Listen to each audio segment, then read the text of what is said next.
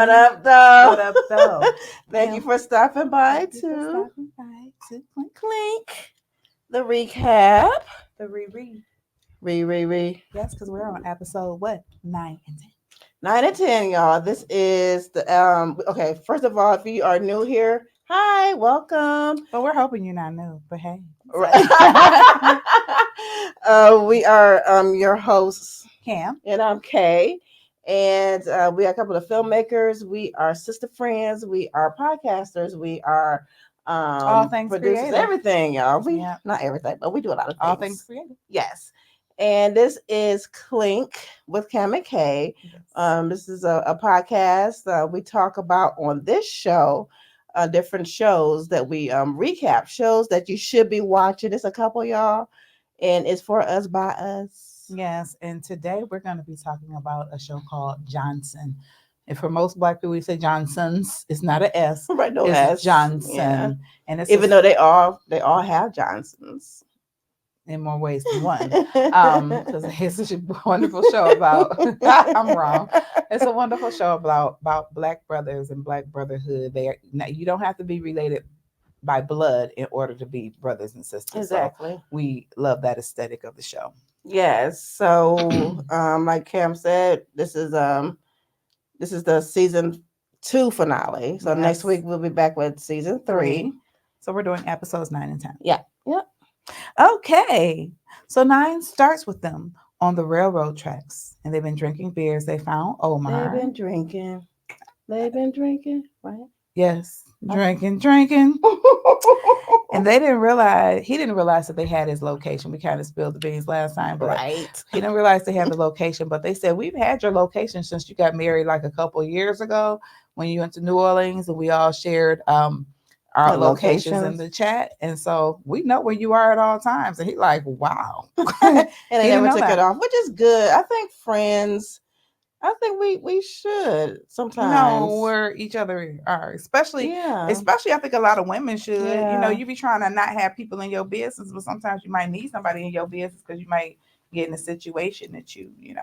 Right. So it was good to see that the men, that they even tracked their location. That's kind of dope. Yeah, it was super dope. And so they were joking with Keith and about when they were kids and how he had like the little rat tail. You know how people had a little shag thing and they be putting it in the bread. I never really cared for that. I didn't either. It looked weird, like a little Shaolin monk patch of hair. Right, a little rat tail. Yeah, I didn't like that either. So they were just saying the things that they went through when they were kids and how they would come to this spot, in particular when they wanted to figure things out. So they knew that he was there. Omar was there pondering, the whole idea of the break baby. Yeah. And, they're trying to console him. And Keith, just like Keith does, he was like, y'all picked our names yet? No? Right. He real petty, messy.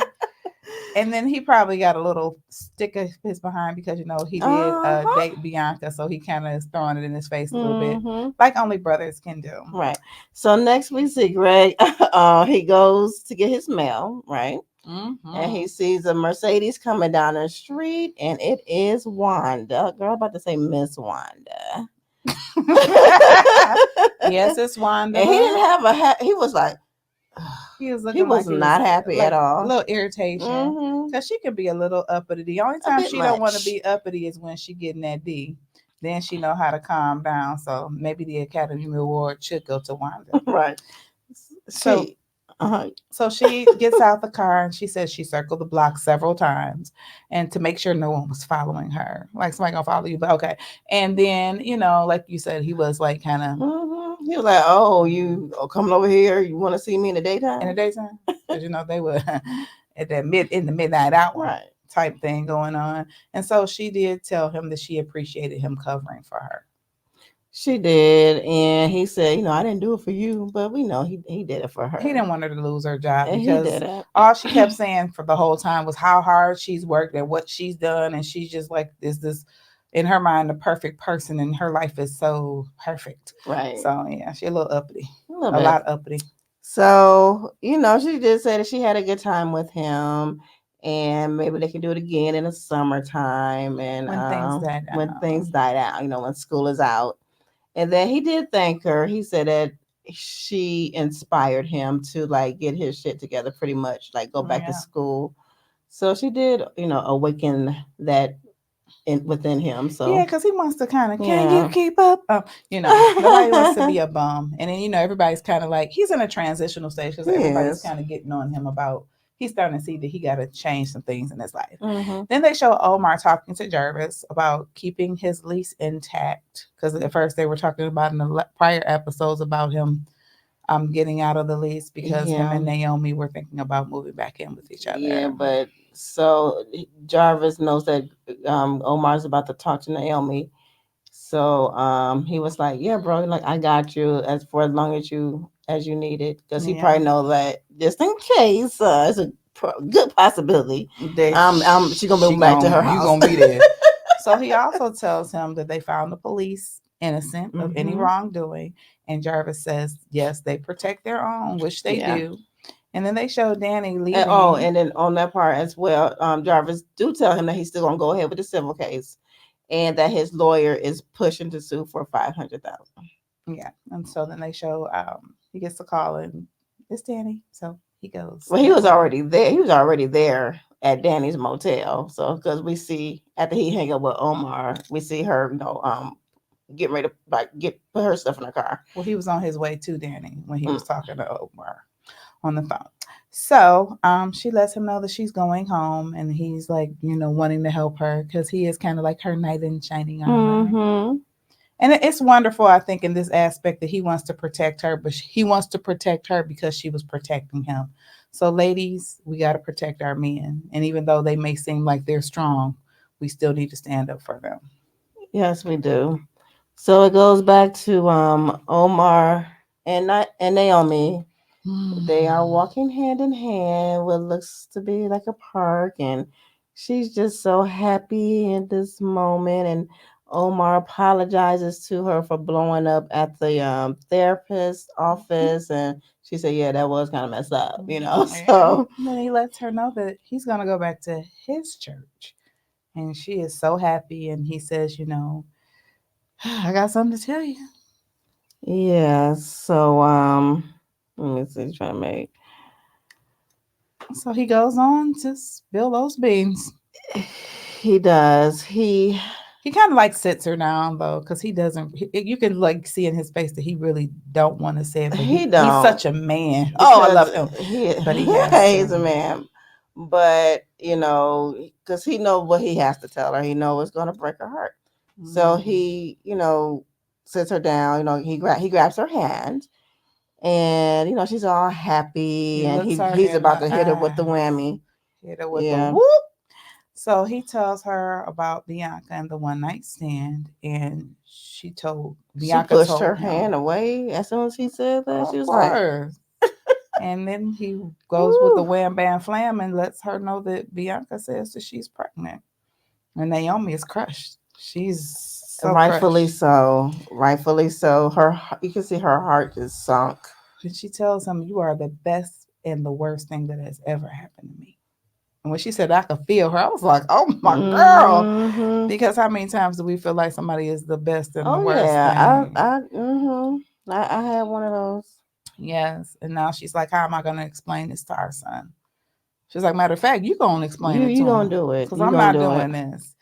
So then the thing that kind of got me in this part, he asked her, "What about what he needs?" Hmm. And even though it seemed selfish at the time from his perspective, going back in the series, he always has felt like she never asked him what he needed. It was Yeah, always about what she cause he needed. need cause he always mentioned like men. Like I have my feelings too.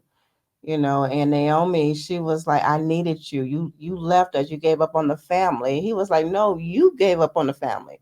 He said, I was fighting for our family. I was fighting for you. He It was a was. real touching scene, and Oh, I and felt Thomas that. Q was doing his part. I remember when I was watching his some of his interviews. He took because he was a professional football player, Hmm. and he's taking this craft seriously. He took acting lessons.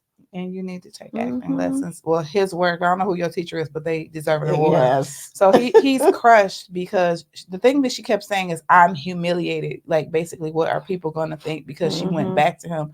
And I think a lot of times in our Mm-hmm. relationships, we can't worry about what other people going to think. Yeah. You got to figure it out for yourself, by yourself, because every But that relationship is does have. embarrassing though. It That's is. embarrassing. You trying to work on your like your marriage, like say if she were to stay and then but But here he is disrespecting her, by cheating. yeah. And then now is a baby.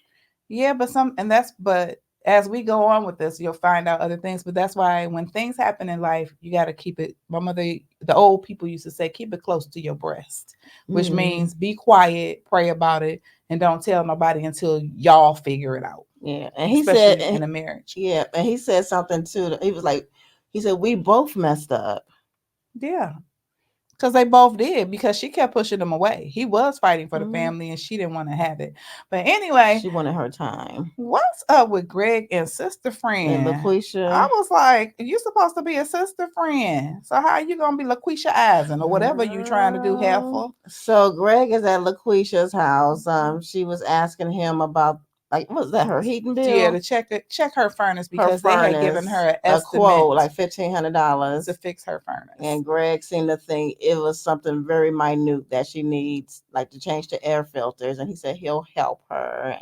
And she's like, she appreciates it. And she tells him that she didn't like his cheat behind at first because when her and her girl met him, that he talked to her girl but offered her a drink, but he didn't offer to buy her one. And I'm like, he ain't supposed to. He's supposed to Right. talk to the one he's trying to talk to. Exactly. Because if he buy both of y'all a drink, he gonna look like a player. Well, Right. it could be taken two different ways. So So she asked how much would it be, and he said free. free. What actually his it was he said free 99. I'm like that's so corny, It was. but he said it was free, and she said thank you, and then she apologized for calling him in the first place because she said I shouldn't have called you. because she said because when your friend break up with an ex, we're supposed to break up with you It's the too. girl code. Don't be trying to talk to him behind her back now unless you had a thing for her. It's different though if you were already friends with that person. But yeah, that's a little disrespectful, just a little bit. Yeah. Okay, so we see this. So we are back at the scene with Danny and Jarvis. So they're just chilling and talking about moving back to Memphis. He's clowning Memphis, her city. And Jarvis tells her that the police officers were cleared. And she's like, she knows. She says she's not surprised at all because, but the thing I liked about this was after she learned that he was cleared and they kept talking, he told her, I learned a lot from you because Jarvis learned a lot about himself during this time when all this was happening, because at first it was like a little disconnect in their relationship because he didn't understand the struggle until it happened to him. And that's very important. It is. And then so she said it was good to find out that it wasn't the police that was behind, the harassment of the two of them. And and that it was Kevin. He assured her, like Kevin won't be doing that anymore. And then he said, but you're not afraid of the police. And I like when she said here, because he said, you were strong and leading protests. She said, that don't make me. She said, that's when my superpower kicked in. That's what my superpower She said, is. but in reality, she was scared as hell. But see, because it's Black women, we have to be strong. And a lot of times people think that we here she was. have It says to, that Black women are forced to keep our head held high 24/7. And she said sometimes we get scared too, though. Like we don't have to be on and strong all the damn time. But we do. We're strong, but we need help too, and we are scared. But as a Black woman, we have to stop acting like we are strong, and sometimes we have to show a vulnerable side, because she was talking all that yin yang in the past about that taser. Then when it was time to use the taser, she didn't use the taser. She ran. So sometimes maybe you need to take a. Don't just be running that yin yang. But what tripped me out, girl, why Lisa try to pull up like she about that life? She gonna pull up like she was speeding up like work. Like she might as well have she hydraulics rolled on her up right. truck. She was. I bet she was driving like this. I mean, she drove up to them. She was probably listening to some Snoop Dogg. She got a little courage up. You know what I'm saying? Snoop and Nate Dogg. Right. So she pulls up accusing Jarvis of being with Danny, and he's really trying to reason with her, like, look, it's not what you think it is. I'm helping Because her at this point, move. he wants his marriage to work. And she get crunk, and Danny checks her. She like, you need to be supporting your husband. What's wrong with you? You know, and he's explaining to her like Danny is an activist. It was his duty to protect her and be there for her, and she at all doesn't get it costs. Mm-hmm. because she's of the other minority. And so when she gets smart with Jarvis, Danny tells her, this man, you're with a man who deserves respect. And she ain't like that. So Lisa pushes Danny. Wrong move. Danny pushed her right back. Harder. Jarvis is trying to break it up. He kind of successful doing that. Lisa reaches down in her bag and she pulled out her mace and maced her husband's eyes. She was trying to get Danny off. She panicked and she drove off. She left the scene of the crime. She left the scene of the crime. Her dumb ass. The thing I did like in this scene too, the bros did show up when the police and the police were called because she used mace, and the police chief saw Jarvis and he was like smirking, like he was getting such joy out of this whole situation. He was just like finding it quite funny that Jarvis is always in the middle of stuff and that he just had to see this for himself once he saw his name come across the screen. And he asked him, was he fine or did he want to press charges? Although he told him no. And he let him know that the police department was still crooked, but he, was rubbing it in that they were exonerated. Yeah, and I like the part, so we kind of skipped over it. I like when they show the bros, with Jarvis. Greg is always attending to his friends. He's the one that will like go run and give you a hug or something, or run and get you. He is very attentive of his friends. So he was attentive to Jarvis. And so Keith come over and was like, stuff always happened to Jarvis. He said, this is the perfect time to drop your rap album. And then Omar says to Jarvis, they all had like something to say about him. And I just love that. I just love that. They be right. Together. And Omar says, I'm trying to figure out if you're good luck or bad luck. Just right. Jarvis. Poor Jarvis. And so when they go back and forth, Jarvis lets the police know that he doesn't hate the police, that we don't hate the police. We just don't like how they handle things. Exactly. And I thought that was really important. How they can abuse their law and authority and have not help without with no accountability. But basically, no accountability. They want justice just like everybody else. We want everybody, to be treated the same and be treated fairly. Yes. And so Greg tells him, well, if you would have maced her, you would have been on death row. Yes. And he right. He would have. Because sometimes a Caucasian woman's tears are like gold. It's liquid. It's liquid gold. Yeah. I've heard that.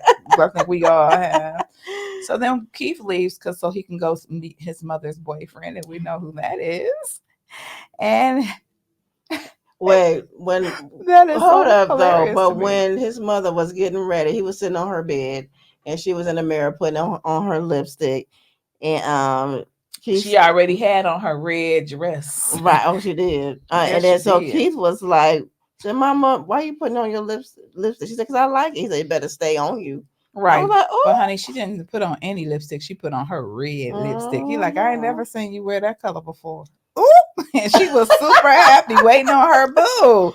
But she let him know that Mama got needs. And she's like, I was a young mother and I raised you and I did everything that I needed to do for you. But right now, I have needs. I have wants and I want to have a good time. She like, because I raised you to be a strong man. And she had that look on her face like semi-independent. Because I'm still helping your behind. Still washing your clothes. Right. That is so funny. But she was just saying she want to go out and have a good time and enjoy her life. And then the doorbell rings, honey. And Keith is behind the door. So she's talking to Booker, and Booker's talking to her, and Keith recognizes that voice. And then but when she said Booker, he was like, Booker? Oh, hell no. He was not happy. Mom was like, "You all know each other," and then, Earth Booker was like, "Yeah, I." He comes into the lounge, and I give him advice. And he like, where did y'all meet? She's like, well, Eugene hooked us up off of his show. So he explains that, and he is just not happy at He was like, all. "Jane did this." Right. What we about to say in this part of the recap is a trigger warning for those who may have been molested. So it's a trigger warning. Okay, now. Okay, Greg goes over to Jervis's home, and he starts calling him King, Grand Rising King, and so he says he's trying to eliminate the N word from his vocabulary. So he's using King. So he just stopped by just to check on him, and while he was doing that, of course, he had to raid the refrigerator, and he offered to cook Jarvis breakfast with his own food. Mm-hmm. So his own food, right? Yeah. So we see Omar jogging with his fine self. Yes. And Jing shows up, just to check on him because he said he heard what happened.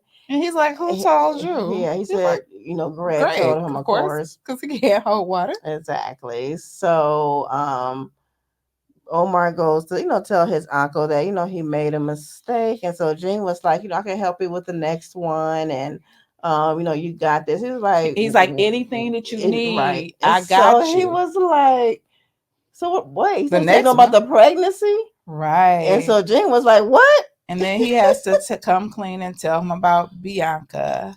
And he goes on to tell his uncle, I felt very vulnerable and very lonely. And Eugene says only women are allowed to use that as an excuse. I was like, dang. Right. But it is true because we want to say that we're vulnerable and lonely, but men do get vulnerable and lonely too. And he also tells him that time heals all wounds. And so Eugene offers Omar a position to run a cigar bar. To help him and maybe even one day be a partner. If things go well. Yep. So the next thing we see, Greg, he had fixed his breakfast for him. He made some eggs and they're like French toast. Girl, he always cooking. He always cooking. That's going. And he gonna try. How you gonna offer somebody their own food? That's like I come over your house and cook your food up and be like, "Do you want some?" Right. So Jarvis tells him, he was like, I have to tell you about the D word. He was like, I knew it, Danny. He like, Danny, where you at, girl? Danny, where you at? And he like, no. I'm talking about a divorce. Mm-hmm. And he looks really surprised because they thought that maybe they could work it out. Yeah. So Jarvis like, no, Danny's at Memphis. So Jarvis gets no, he said Jarvis said he needs some time to. This is why he wanted a divorce. He said he needs some time to reflect on his life and what's best for him.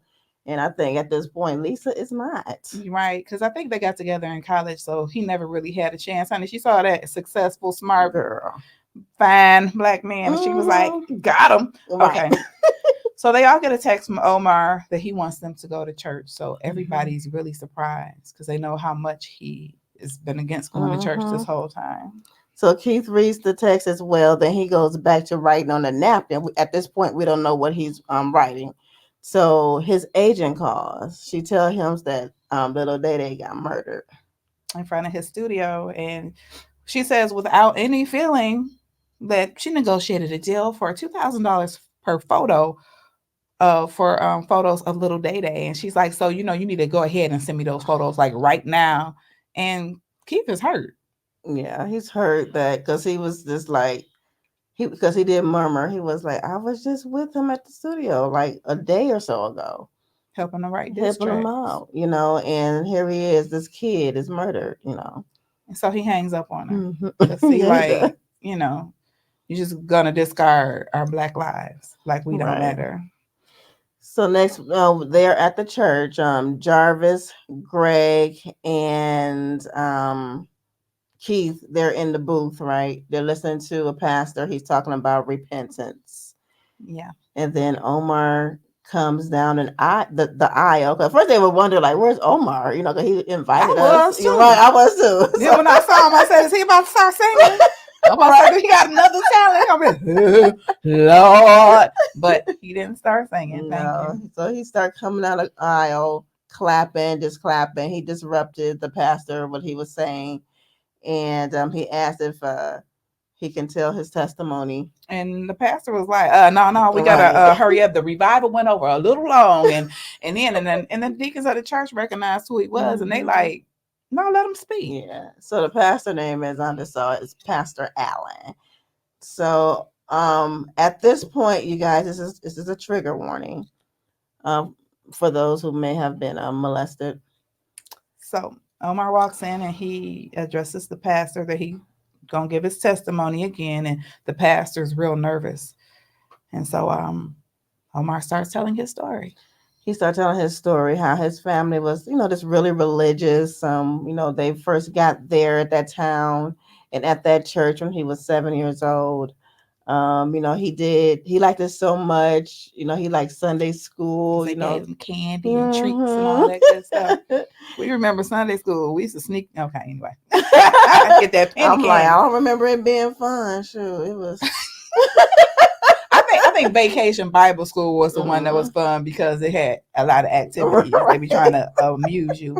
So he was just saying how in his family he was taught to respect his elders, how he was taught to respect his pastor, and how he was just taught to be respectful of adults, and how he looked up to the pastor as a father figure. He did, and he so much so that he started working with him, helping him out after church. And when he was 10 years old, he remembered distinctly, working at the church, and he was exhausted because it got a little late. And Pastor Allen took him home. But what did he do before he got out the car, Cam? He said before he got out of the car, he stuck his hand down his pants and he touched him, and he was saying that he never told anybody. So he's been carrying this around with him for years, and the only reason it stopped was because him and his family moved. They moved to another side of town. Man, that was and kudos to Thomas Q. Jones for going there. He did an excellent job. He convinced me. He did, because I was crying. Yeah, I was like, I'm telling Cam, the first time I saw it, I was like streaming tears. I'm like, they done made me cry. And he looked at him and he's like, I hope that one day you can follow the word that you preach and that you can repent. He said, but until then, I'm gonna be on your head, because he's been walking around with this hurt for over 25 years. And the bros were like so surprised that they had no idea that this happened to him, because he didn't even tell them. Yeah, because he was saying that he tried to forget it and block it out, and he didn't want to be laughed at and not believed. And I feel him on that. That's the worst thing. Yeah. When you tell somebody something and they don't believe you. And especially when you're a kid, you don't know how to feel. So we apologize for that trigger warning. But the bros really embrace him, and of course, Greg was ready to go beat up the preacher. He was. He was like, "What we doing?" But at the pew though, you saw him. He was, and Keith was like, just let him. But Greg's about to get up. Right. He's Greg will pull up on you. And then he started cussing the church, and Jarvis was like, "Hold on, we still are in the house of the Lord." Yeah. Right. That was a nice moment. Yeah. And then the brothers all hugged each other, and they so Keith and Jarvis told Omar that they loved him. And then Greg said, I got love for you. He like, you just can't say I love you. You like, I got love for you. So Lord Jesus. So we see Jackie on the stage doing her poetry. I'm like, okay, Daisy, you wrote both poems. Right. They were good. So she was on the stage doing her poetry. Did we? We forgot. What? That we forgot that the cop that beat Jarvis up came to his house.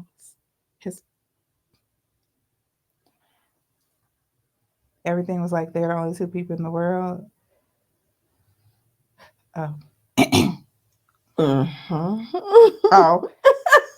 He tried to forget it, but I'm sorry. Not there. They assured him that it's not his fault. Oh, that's it. I'm sorry. I skipped ahead. They assured him that it wasn't his fault, that he can only take things one day at a time. Right. Mm-hmm. Okay. I was down there. Right. I'm sorry. So Jackie is on the stage doing her poetry, and we see Keith show up as well. And he wrote some poetry, so they called his name. Yes. And Jackie was really surprised when the girl said she called him Koof or something. She talking about Mm-hmm. his handwriting was horrible. So Keith goes to the open mic, and Jackie is looking like really surprised and Mm-hmm. confused. And he says that he gets up there. He says, "I wrote this on a napkin, but it's from my heart." Mm-hmm. And she forgives him, He and did that. I love they that. get back together. I love that he was vulnerable and he compliments her essence. And I love Mm-hmm. the moment that they had on stage with the conversation and the mic was still on, and they kissed in front of everybody, and the Mm-hmm. apology was everything. I'm like, how realistic is that? Like, you see somebody go up there, they were like, Get your somebody ass go. off. But We don't hear that bull. but cinematically, from a romantic part, Right. a romantic thing, it was like they were the only two people in the world the way they Yes. shot it, because they didn't show the audience at all. Mm-hmm. They just showed them, and then afterwards they showed them kiss. I was like, okay, Mm-hmm. cinematography. Yes. So the cop that beat Jarvis up, Oh yeah. So Jarvis at home eating his dinner. So his some carry out. right. Yeah, right. Somebody's at the door, Mhm. and it's the cop, like Cam said, that beat him up, the black cop. He apologizes for coming to his place of residence, but it's for something important.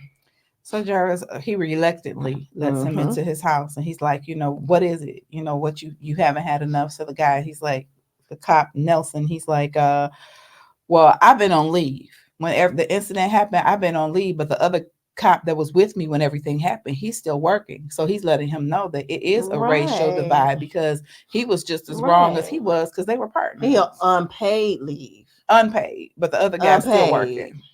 So Officer Nelson apologized, and he tells him that he apologizes, but Jarvis ain't having it. He looking at him like, get out of my face. Like, he like, what? Why are you here? And Mm-hmm. then he tells him that his dad, Officer Nelson says that his dad called him after he saw Jarvis on an interview on television, Mm-hmm. and he said that growing up that he thought that he was the only child until he came Mm-hmm. of age, and then his parents told him that Yeah. he had an older brother that was stolen in the hospital. Yeah. So Officer Nelson was like, when my dad saw you on the news, he said that you are that son. You are his son. And so Jarvis like, that can't be. I know my parents. Right. And he's like, no, well, things kind of lined up because I pulled your records. He was Right. like, He's like, damn, you stay you breaking still the breaking the law. law. Right. He was like, I saw your records to find out how old you were. And Jarvis was being real cold hearted. He was looking Mm-hmm. confused. He was upset. He was like, what the what? He said, so I'm not, he ain't trying to hear nothing he's saying at this Nothing. point. He said what he said. He said, well, my parents have been searching for their son for 36 years. Mm-hmm. But when he saw you on television, my dad, he jumped up and said, that's him. And he told him that his dad believes that he's his son. Yeah. So he was like, oh, before I go, he like, you don't happen to have like a dime size birthmark on your right shoulder. Jarvis was like, nope. No. So there you go. You got the wrong one. And he saw him, he said, well, Yep. Um, he looks all stupid, like he's mistaken. right. So next we see Eugene and his co-host. They are ending their radio show, and Eugene just He'd be like, spoke break. from his heart Yeah. about the murder of little Day Day, and was saying that the violence just needs to stop. He said, And he's first, like, first, black men cannot grow up in this country. yeah, he was talking about Nipsey Hussle and naming other rappers that had been gunned down. And he was just saying that black men deserve to grow old, just Mm-hmm. like everybody else. Mm-hmm. And he said, just put the guns down. And Yep. he really got emotional. He did. And he walked walked away out. Yep. because he said he's tired of it. Yep. And we all should be tired of it. Yeah. So next we see Omar is playing video games with Caleb. And he just basically telling him that he'll always be there for him, and just kind of like hinting at the fact that he may not be with moving back in with them, and Caleb was like, he always thought it was his fault, and Omar just assured Caleb like that it is not your fault. It's never been your fault. That it's between the two of them. The thing I love about this scene too, that he just is so upfront and just shows them that he loves him, and that he's like, you know, it's time for me to treat you like a young man and not a kid. And he told him he will always be upfront with him, and he assures him that no matter what happens between him and Naomi, that he will always be there for him, and that he will always have his back. And it's such a wonderful, tender moment between a father and son, because more men need to have that conversation with their children. So next we see Greg. He's driving and he get a text that says, "Want to grab a bite to eat my treat." And then we see, but it don't show who said it. and then we see Jackie and Keith. They at the house making up a very, very lovely love scene there. Yeah. Nothing really, vulgar, thank God. It was very tender. Very tender and loving. I was like, yeah. And then we see Jarvis is in the mirror. He takes off his shirt and look, he got that birthmark. That dime size bore. So Jarvis was stolen. But he was weeping. When they showed him and they showed that birthmark, tears just started rolling down his face, because his life been a lie. His parents stole him. Damn lie. He was kidnapped. Right. He's trying to process. He just don't know what to do. So Caleb and Omar, Caleb is on his knees praying like bedtime prayers. And Omar just standing at the door looking at him like for a moment, and then he walks in and he joins him. Yep, he joined his son. He knelt down beside him and they prayed together. And they're playing this cool song called "I'll Be Okay." Yep. And then lastly, we see Greg in his car. He pulled up to a spot, and who gets in the car? Lucretia, and he is caressing the side of her face, eating French fries. And that's a wrap for season 2, y'all. And it fades to black. That was great. Yay. That was good. And again, their soundtrack, they should have a soundtrack. They should have a soundtrack, because the music be on point in every scene. And he better have a soundtrack. That's okay. I'm a DM him. No. So y'all, next week we are going to start season 3, the last season until August 3rd. That's when season 4 comes out in real time. So thank you so much for joining us. And if you like this review, go ahead and like the video, share it, and comment. If you watched it, if you want to know what your thoughts on these episodes. Do you agree with some things? Do you disagree with some things? Let us know. And remember, we are on our journey to get 200 subscribers, y'all. So share with your friends. Share. And if you just watching this and you are not subscribed, why not? Subscribe. Join us. Help the sister girls get their numbers up, okay? Right. And you won't regret it, because at the end of this, we're going to have a little raffle, and we're going to pass out prizes that you're going to like. And yeah. All right. So catch us on Thursday for a sip and chat. Bye. Till the next time. Clink. Bye, y'all. Bye.